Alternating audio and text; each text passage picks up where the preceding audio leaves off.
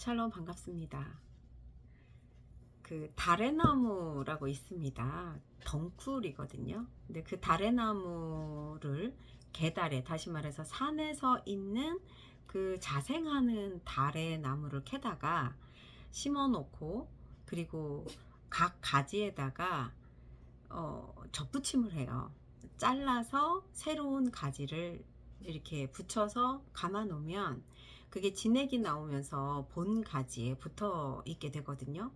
그런데 이제 이게 세 가지의 맛을 각각 접붙임을 하는 거죠. 쉽게 말해서 참다래, 그리고 머루, 포도, 이렇게 각각 접붙임을 하면 이 한 뿌리에서 세 가지 맛을 내는 그런 다래가, 포도가, 이름을 뭐라 해야 될까?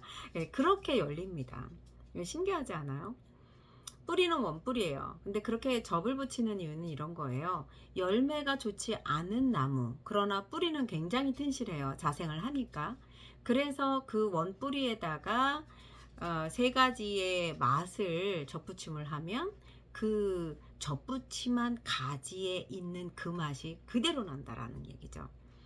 왜 우리가 성경에서 나는 포도나무여 너희는 가지니 라고 예수님이 말씀하신 그것이 어떤 뜻인지 접붙임을 하면서 알게 됐어요. 뿌리는 원뿌리인데 다래나무인데 열매는 각각. 그러니까 예수 그리스도의 어떤 말씀을 듣는 우리지만 각각의 상황과 상태대로 그 열매가 맺힌다라는 거죠. 그러니까 우리가 예수 그리스도의 믿는 사람이야. 그러면 일률적으로 똑같아야 되는데 그렇지 않아요. 우리가 자유의지를 주신 것과 같이 우리는 그 열매가 각각 내가 가지고 있는 그것대로 열린다라는 거죠. 그런데 튼실한 그 다래나무, 자생하는 다래나무의 그 튼실함 때문에 우리는 그 열매를, 아니 그 뿌리로부터 공급이 되는 그 영양소에 따라서 자기가 가지고 있는 열매를 고스란히 맺더라. 제가 그 접붙임을 보면서 성경에서 왜 그렇게 말씀을 하셨는지가 고스란히 이해가 되는 그런 거였습니다. 이해가 되시나요? 네, 농부가 되면 성경에서 말씀하시는 그 농부의 비유들이 고스란히 이해가 된다라는 거예요.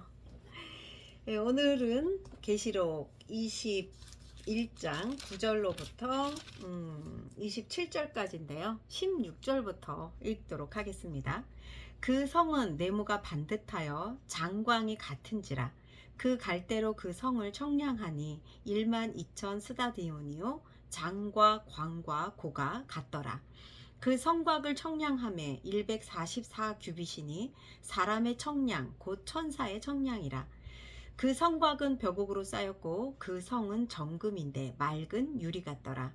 그 성의 성곽의 기초석은 각색 보석으로 꾸몄는데 첫째 기초석은 벽옥이요 둘째는 남보석이요 셋째는 옥수요 넷째는 녹보석이요 다섯째는 홍마노요 여섯째는 홍보석이요 일곱째는 황옥이요 여덟째는 노곡이요 아홉째는 당황옥이요 열째는 비취옥이요 열한째는 청옥이요 열둘째는 자정이라.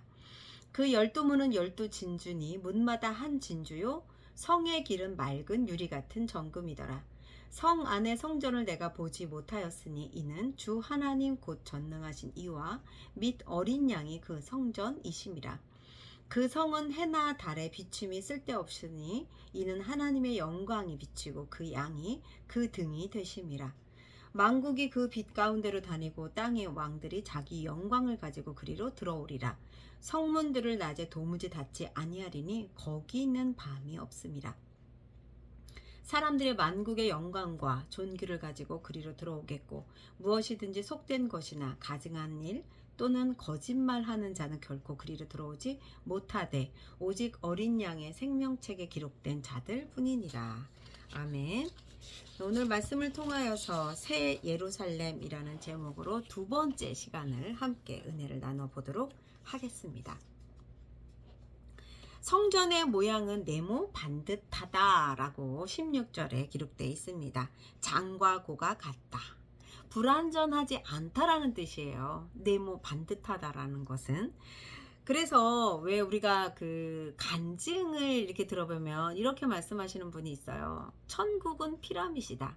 그래서 봉사와 헌신을 조금 한 자는 맨 밑에 피라밋에, 그리고 순차적으로 많이 한 사람, 헌금을 많이 한 사람들은 뭐 위에가 있다. 그리고 맨 마지막에는 뭐 12사도가 있다라는 그런 간증을 듣게 되는데, 글쎄요. 그거는 아닌 거죠. 왜냐하면 성경에서는 성전의 모양은 반듯하고 장과고가 같다. 그래서 정사각형이다 라고 말씀을 하시니까.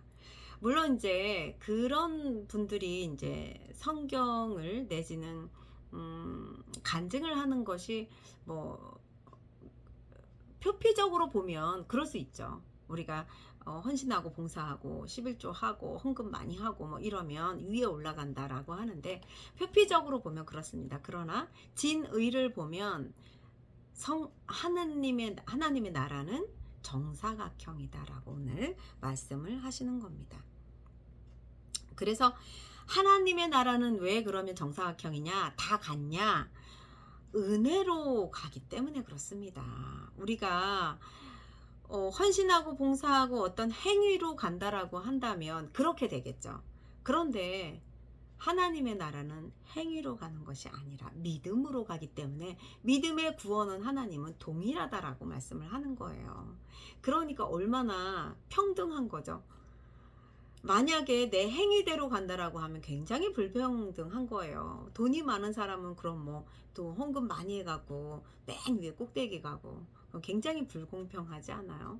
이 땅에서도 우리가 불공평에 대한 부분들 때문에 때로는 속상하고 막 이럴 수 있는데, 믿음을 갖게 되면 이 땅에서 어떠한 모습이든지 그게 나에게 그닥 영향을 미치지 않는다라는 거죠.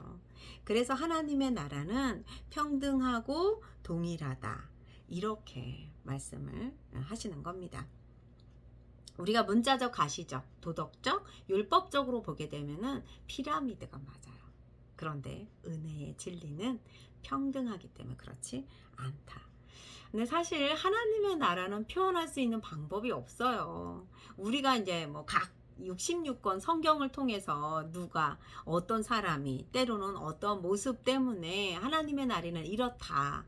뭐 아가서를 통해서는 솔로몬과 술라미 여인의 사랑을 통해서 아가서에선 계속적으로 하나님의 나라는 이런 거야 라고 말씀하시는데, 그런데 표현 방법이 없어요. 그래서 비유적 표현을 많이 하게 되는 거죠. 그 야복강 사건을 한번 볼까요? 야곱이 야복강에서 에서를 만나게 되는 절체절명의 위기에 있습니다. 만남에 죽습니다. 그런데 천사와 그래서 씨름을 하게 되죠. 씨름을 하게 되는데 환도뼈가 부러졌다라고 합니다. 천사와 씨름하면서. 그래서 절름발이가 됐어요. 형의 낫을 피해서 지팡이 하나 가지고 요단강을 건너는 야곱, 21년 동안 약을 치고요. 그래서 거부가 돼서 고향, 다시 말해서 하나님의 나라로 돌아가게 되는 그런 상황에 있는데, 형이 40명의 군사를 이끌고 옵니다. 왜냐하면 에서는 자기가 장자예요. 그런데 야곱이 장자권을 뺏었어요. 그렇기 때문에 내가 가지고 있는 율법으로는 도대체 야곱을 용서할 수가 없는 거죠. 그래서 내가 40명의 군사를 데려가서 죽여서라도 나는 장자권을 찾아야 돼, 이런 얘기잖아요.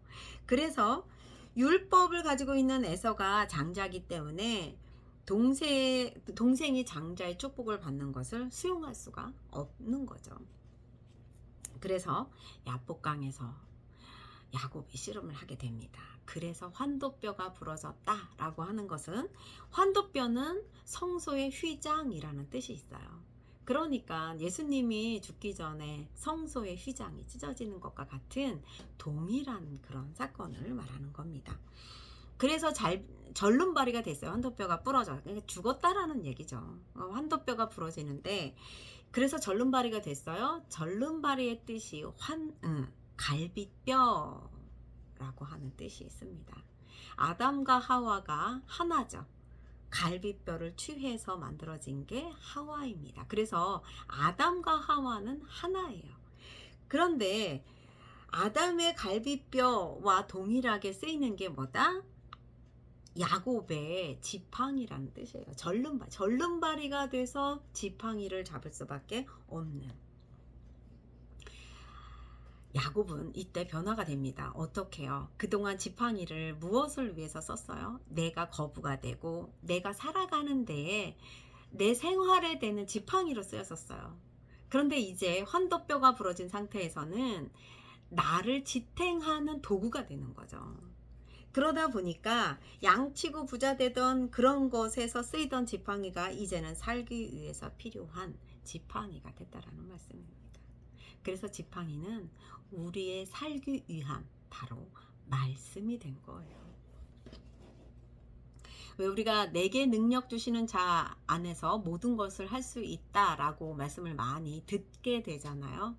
그런데 능력이 뭐예요? 예전에는 지팡이가 내 삶에 어떤 거부가 되는 살아가는 데 이유가 되는 거였는데, 그래서 건강과 문제 해결을 위해서 지팡이가 쓰였는데 야복강을 건너기 전에는 그랬다라는 겁니다. 어쩌면 우리가 말씀을, 지팡이를 지금 내가 야복강을 건너기 전에 내 살아가는 대로 쓰이는 거 있는지, 아니면은 살기 위한 내 버팀목이 되는 어떤 지팡이로 쓰이는지 한번 보아야 될 필요가 있겠죠. 만약에 야복강을 건너기 전 그때 쓰이던 지팡이로 쓴다라고 한다면 반드시 에서라고 하는 율법을 만나게 됩니다. 진리를 만나야지만, 말씀을 만나야지만 우리가 말씀을 밖에 두지 않고 행위의 심판을 받지 않게 되거든요. 그런데 야복강에서 죽었다는 것을 믿고 예수 그리스도와 하나 된 야곱과 같이 우리가 말씀과 하나 되어야 된다. 율법이 아닌, 그래서 내가 삶을 살아가는 지팡이가 아닌 하나님 예수 그리스도와 하나가 돼서 살아야 된다라는 거죠. 그래서 오늘 계시록의 말씀에는 성이요 성곽이 열두 보석이요라고 하는 거죠. 우리를. 22절 한번 보도록 하겠습니다. 성 안에 성전을 내가 보지 못하였으니 이는 주 하나님 곧 전능하신 이와 및 어린 양이 그 성전이심이라.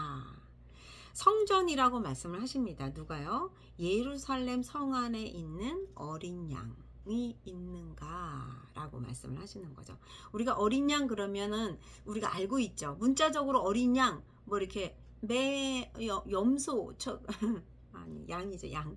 그런 양이냐, 아니 우리는 그냥 보고 나서 어린 양 그러면 예수 그리스도와 이퀄이 되는 거죠. 그런 것과 마찬가지로 우리가 예수 그리스도가 하나님의 나라에 있는가 보이게 되면은, 우리가 이제 그 하늘에 가죠. 죽어서 하늘에 가면 하나님의 나라에 하나님이 있는가. 여기 말씀에서는 오늘 그렇게 말씀하시죠. 성 안에 성전을 내가 보지 못하였으니 이는 주 하나님 곧 전능하신 이와 및 어린 양이 그 성전이셔. 어린 양, 다시 말해 예수 그리스도가 성전이잖아요. 그 성전인데 예수 그리스도가 내 안에 있고 그가 내 안에, 내가 그 안에 있다라고 한다면 내 안이 성전이요 예수 그리스도가 함께 있는 거죠. 그러면 우리가 성 안의 성전을 보지 못하였는데 하나님의 나라에 그러면 누가 있는 거예요? 예수 그리스도가 있는 거죠. 예수 그리스도는 또 내 안에 있고 나는 그 안에 있어요. 그래서 하나가 되는 거잖아요. 그래서 하나님의 나라는 하나님만 있는 것. 그 다시 말해서 누가 있어요? 내가 있는 거죠. 그래서 왜 우리가 하나님과 나를 계속 예수 그리스도와 계속 분리를 시켜요. 그래서 예수 그리스도 항상 밖에 있는 거죠. 아니 안에 하나이라고 말씀하시잖아요. 아담과 하와가 하나인 것처럼 계속 하나님은 내 안에. 그래서 하나님의 나라에 누가 있어요? 내가 있는 거죠. 그래서 지난번에 말씀에서는 사람이 사는 곳에는 그 각각 분리가 되어 있죠. 그런데 하나님의 나라는 내가 나라요, 백성이요, 땅이요, 다 하나로 되어 있다라는 거죠.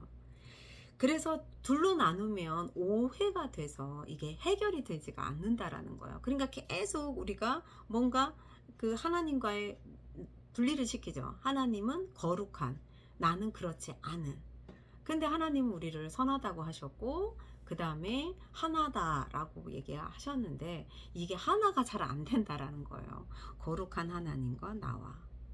절대 하나가 될 수 없다라고 전제를 하면, 우리는 그 진리라고 하는 복음의 말씀으로 도대체 이게 잘 이해가 안 되게 되는 거죠.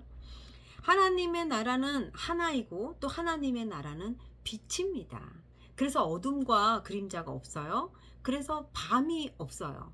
그래서 그림자와 어둠이 없기 때문에 우리는 그 그림자가 있는 건 어떤 거예요? 그림자가 있다라는 것은 그 뭔가 빛과 어둠이 함께 있을 때 그림자가 이렇게 나오잖아요. 그런데 하나님의 나라는 그림자가 없어요. 왜요? 빛 자체니까. 자체 발광을 하는 빛 자체이기 때문에 그림자가 없습니다. 그래서 하나님의 나라는 빛만 있는 거예요. 그래서 그림자가 없는 거죠. 23절부터 보게 되면 그 성은 해나 달의 비침이 쓸데없으니 이는 하나님의 영광이 비치고 어린 양이 그 등이 되심이라. 만국이 그 빛 가운데로 다니고 땅의 왕들이 자기 영광을 가지고 그리로 들어오리라. 성문들을 낮에 도무지 닫지 아니하리니 거기는 밤이 없음이라. 사람들이 만국의 영광과 존귀를 가지고 그리로 들어오겠고, 땅의 왕들이 영광과 존귀를 가지고 그리로 들어옵니다. 낮뿐이 없어요. 하나님의 나라는. 왜? 어둠과 빛이 없다, 어둠과 그림자가 없다 그랬잖아요. 그렇기 때문에 땅의 왕들, 다시 말해서 영광과 존귀를 가지고 있는 자들이 그리로 들어오는데, 그 땅의 왕들이 누구냐는 거죠. 하나님은 우리 왕 같은 제사장이라고 말씀을 하셨어요. 그게 누구예요? 우리 자신이라는 거죠. 왕 같은 제사장이에요. 왕이 되는 방법이 있습니다. 뭐냐 하면 베드로전서에 보면 왕 같은 제사장이라고 말씀을 하시는데, 왕이 되는 길이에요. 우리가 왕이 되는 것은 하나님이 왕 같은 제사장이라고 우리를 지명하고 인정을 했다라는 거죠. 그래서 계시록 20장 4절에 보면 목배임 받은 자들이 왕노릇할 거다라는 말씀이 있습니다. 목배인 자가 뭐냐? 그 성경에서 보면 목 매단 자가 있고 목 배임 받은 자가 있어요. 목 매단 자는 누구예요? 우리가 잘 알고 있는 가룟 유다입니다. 가룟 유다는 자살을 했어요. 자살을 했기 때문에 배가 터져 죽어서 그렇게 됐죠, 유다가.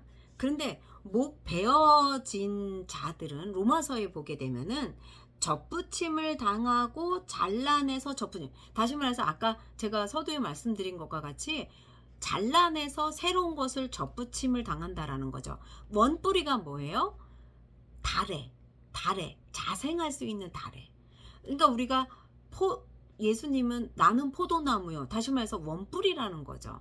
그런데 원뿌리에 베어져서 새로운 것이 붙여져야지만 그것이 원뿌리와 붙어서 새로운 열매를 맺게 되는 거거든요. 그런 것처럼 잘라내서, 다시 말해서 목배임을 당해서 우리의 목 위에 새로운 누구, 예수 그리스도라고 하는 머리 되신 분이 우리 머리 위에 있다라는 거죠. 내가 주인이었어요. 내 머리가 주인이었어요. 그런데 목배임을 통해서 새로운 머리인 예수 그리스도의 머리가 우리에게 접붙임 당해서 머리가 지시하는 거죠. 머리가 가장 중요합니다. 왜요? 모든 것을 명령하고 지시하니까. 내가 명령하고 내가 주인이 됐던 내 머리가 목배임을 당하고 새로운 왕이신 예수 그리스도가 왕이잖아요. 그 내 머리에 있어요. 그러면 나는 어떤 거로부터 지시를 받게 돼요? 머리로부터 지시를 받게 된다라는 거죠. 그렇기 때문에 머리가 되신 예수 그리스도가 내 주인이 되는 거예요. 그러니까 예수 그리스도가 주인이에요. 예수 그리스도 왕이에요. 예수 그리스도가 하나님 자신이죠. 그렇게 되니까 내가 누구의 지령을 받고 누구의 지시를 받아요? 예수 그리스도. 다시 말해서 하나님이시라는 거죠. 좀 어려운가요? 아니면 이해가 안 가나요? 이것을 받아들이는데도 저도 굉장히 어려웠는데, 이 젖붙임이라고 하는 다래의 나무를 보니까 이제는 포도 다래의 개다래가 아니라 이제 원 뿌리인 것에 젖붙임을 당하니까 열매는 각각의 열매를 맺지만 그 뿌리는 원뿌리 바로 자생하는 다래라는 거죠. 그러니까 농부가 되다 보니까요, 그것을 자연스럽게 알게 됐어요. 그래서 목 베인 위에 머리가 바뀜으로 인해서 우리가 그리스도가 왕이잖아요. 왕 대신 예수 그리스도가 내 안에. 그래서 왕이 되는 방법이 계시록 20장 4절에서 목 베인 받은 자를 통해서 왕이 되는 것을 알게 되는 거죠. 근데 가룟 유다는 목 매달아 죽었어요. 목 베이지 않았어요. 새로 왕이, 예수 그리스도가 왕이 되지 내 머리가 되지 않았다라는 거예요. 그러니까 자살을 하게 되고, 그래서 그는 배가 터져. 다시 말해서 우리가 이제 배는 생명을 뜻하는 거거든요. 생명을 줄 수 없는 그런 상태로 죽었다라는 것을 말씀을 통해서 말씀을 해 주시는 거죠. 창세기에서 보면 아담과 하와가 창조가 됐죠. 하나님과 사람이 소통을 해야 되는데 소통이 안 됐어요. 그렇게 돼서 하나님은 창조주고 아담은 피조물이죠. 격이 달라요, 격이. 우리가 개를 굉장히 사랑한다라고 합니다. 그래서 개와 뭐 반려견 이렇게 하지만 개하고 사랑을 나눌 수는 없어요. 왜냐하면 격이 달라. 아무리 반려견이 우리가 뭐 이렇게 엄마다 아빠다 뭐 우리 딸이다 뭐 이렇게 얘기를 하지만 개와 사람은 격이 다르기 때문에 사랑할 수 없다라는 거죠.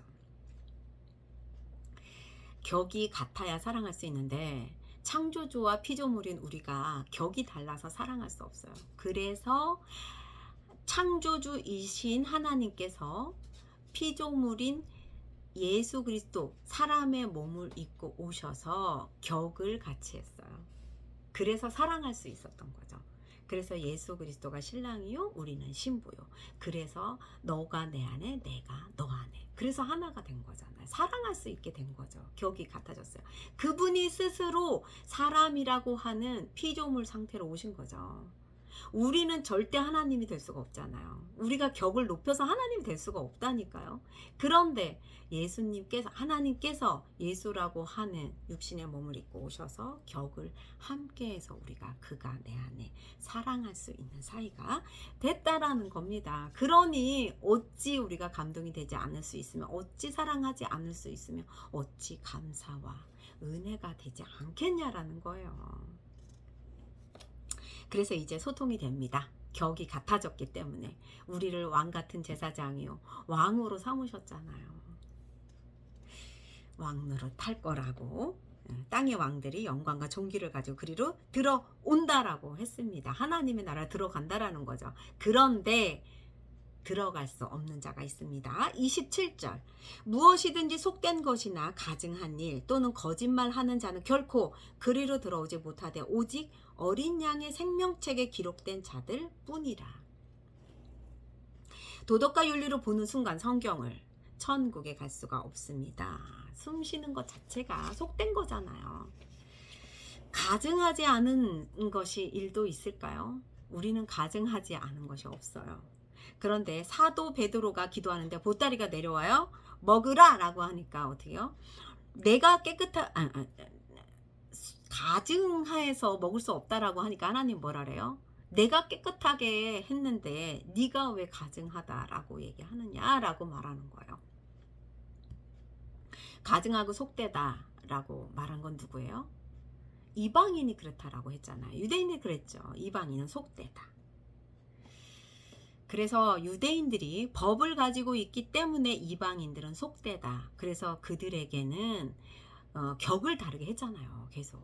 근데 하나님은 그 유대인과 서기관과 율법사들에게 이 독사의 자식들아 라고 얘기합니다.